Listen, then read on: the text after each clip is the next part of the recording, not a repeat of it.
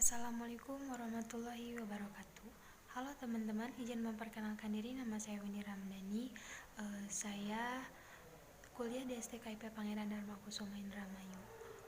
Video ini dibuat untuk pemenuhan tugas manajemen sumber daya manusia. Baik, untuk tugasnya yaitu meresum tentang pengertian pelatihan dan pengembangan, yaitu usaha terencana dari organisasi untuk meningkatkan pengetahuan, keterampilan, dan kemampuan pegawai. Suatu pelatihan yang lebih ditekankan kepada kemampuan pegawai untuk melakukan pekerjaan yang baik, sedangkan pengembangan lebih ditekankan pada peningkatan pengetahuan ilmu untuk melakukan pekerjaan agar terencana efektif dan efisien. Baik, untuk manfaat pelatihan.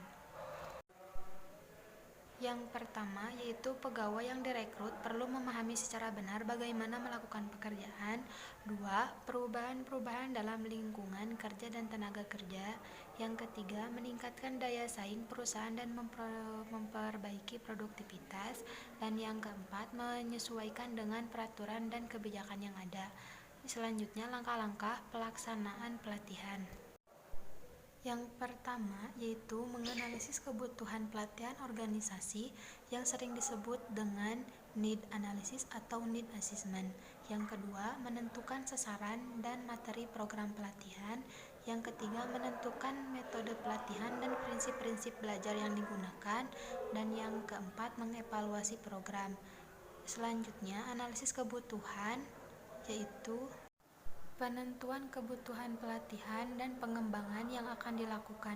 Analisis kebutuhan ini dilakukan melalui beberapa langkah. Yang pertama, analisis kebutuhan organisasi, yaitu mengidentifikasi strategi organisasi lingkungan organisasi pada saat ini dan masa yang akan datang untuk mencapai tujuan. Berikutnya, analisis kebutuhan tugas, yaitu menganalisis tugas-tugas yang harus dilakukan dalam setiap jabatan yang dapat dipelajari dari perilaku peran tersebut. Dan informasi analisis jabatan yaitu uraian tugas, persyaratan tugas, dan standar unjuk kerja yang terhimpun pada informasi sumber daya organisasi. Selanjutnya, analisis kebutuhan pegawai. Menganalisis mengenai apakah pegawai yang kurang dalam kesiapan tugas-tugasnya mengenai kemampuan, keterampilan, dan pengetahuan yang dapat diketahui dari penilaian kerja atau observasi ke lapangan dan kuesioner. Selanjutnya, penentuan tujuan pelatihan yaitu dirumuskan untuk perubahan perilaku atau pengetahuan yang ingin dicapai setelah pelatihan itu dilakukan. Pemilihan metode pelatihan terbagi menjadi dua, yaitu on the job training dan off the job training. Lalu, faktor efektivitas pelatihan yang pertama ada partisipasi, revision, relevan, transparan, dan feedback. Selanjutnya, metode-metode pelatihan on the job training dibagi menjadi 4, yaitu job interaction training, coach, job preparation, dan apprenticeship. Selanjutnya, mengevaluasi pelatihan dan pengembangan terbagi menjadi 4. Yang pertama, reaksi peserta terhadap isi dan proses pelatihan.